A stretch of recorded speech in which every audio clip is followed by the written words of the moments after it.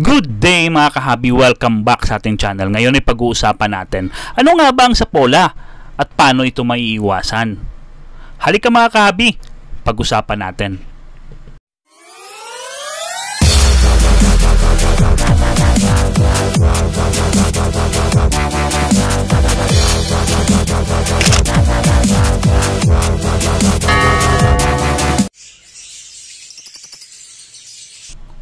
Mga kahabi, ngayon ay mag-share tayo ng konting kaalaman about sapola.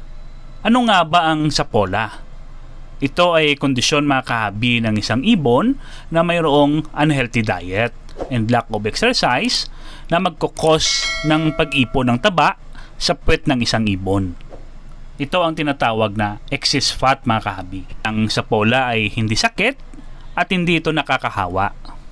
Ngunit kapag ito ay ating napabayaan, ito ay magdudulot ng infeksyon, pamamaga, at maaaring mahulog sa tinatawag na infertility at pagkawalan ng gana sa mating ng isang ibon mga kahabi. Isa rin sa mga dahilan ay egg binding or egg bound. Ito rin ang karaniwang dahilan mga kahabi kung ang ibon mo ay may sapola. At kung minsan hindi natin maiwasan, ito rin ang dahilan ng pagkamatay ng ating ibon mga kahabi. Ano nga ba ang mga dahilan kung bakit nade-develop ng isang ibon ang sapola? Number 1 mga kahabi, too much food or bird seeds na nilalagay natin sa kanila araw-araw ay sobrang dami mga kahabi. Handaan natin mga kahabi kung sila ay nasa breeding cage, ang kanilang diet mga kahabi ay 2 scoop per pair lamang or 1 scoop per head. Kung sila naman ay ating lalagyan ng nest box at sila ay ating i-breed, ang kanilang diet ay 1 scoop per pair na mga kahabi. Dapat ay more in protein diet mga kahabi para hindi po sila tumaba. Number 2, kapag ang hen mo ay nasa nest box palagi mga kahabi. Mayroon talagang mga hen na nasa nest box lang palagi. Doon sila nakatambay at minsan lang kung lumabas. Umaasa na lamang sa subo ng kak.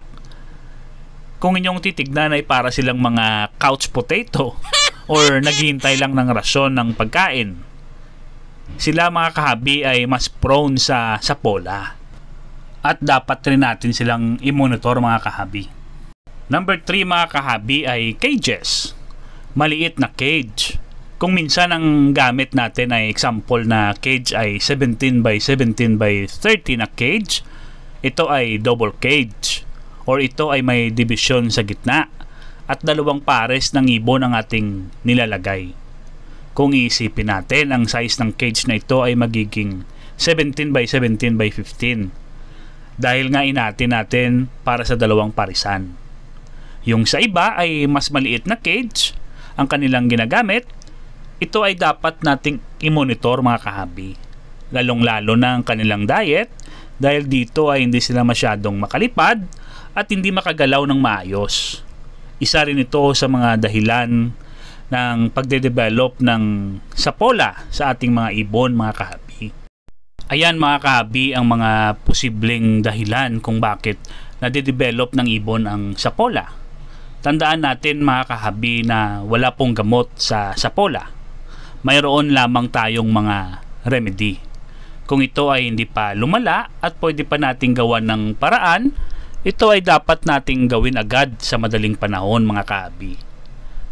Ngayon ay mayroon akong ibon na namislok ko at di ko rin namalayan na nag-develop na rin pala siya ng sapola.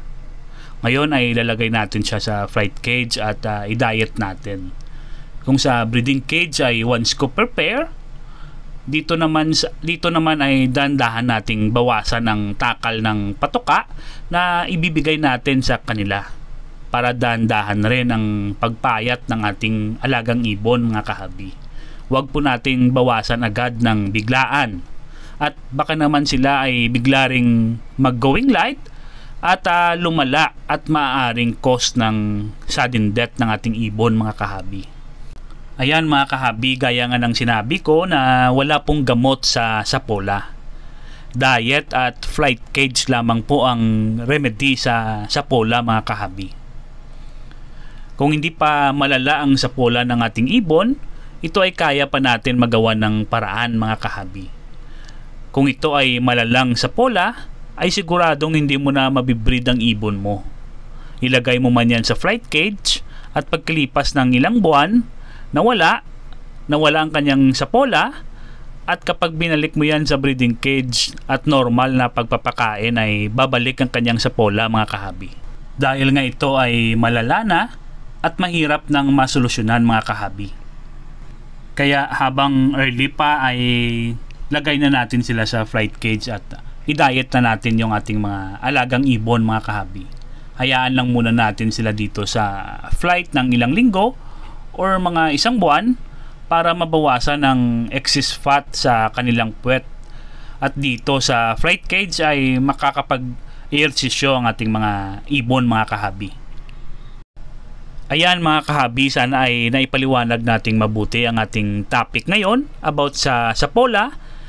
At sa aking mga taga-subaybay at sumusuporta ay maraming salamat po mga kahabi.